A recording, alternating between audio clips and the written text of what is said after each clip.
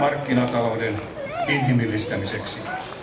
Palkansaajien turvaksi rakennetut työelämän lait, eläke, työttömyysturva, valtakunnalliset työehtosopimukset eivät ole itsestään tulleita herrojen hyvän tahdon lahjoja, vaan ne on jouduttu aina kamppailemaan pääosin neuvotellen ja sopien.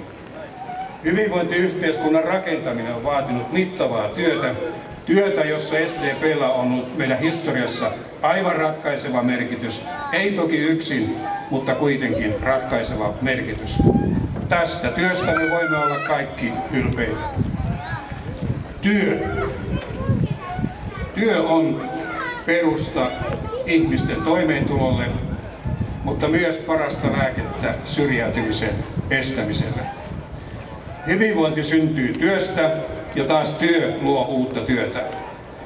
Siksi tänäkin vappuna on tärkeää edelleenkin muistuttaa, että syvin ja vakavin yhteiskunnallinen ongelmamme on yli 200 ihmisen työttömyys ja työttömyyden pitkittymisestä johtuva syrjäytyminen. Meillä on 57 000 yli vuoden työttömänä ollutta kansalaista.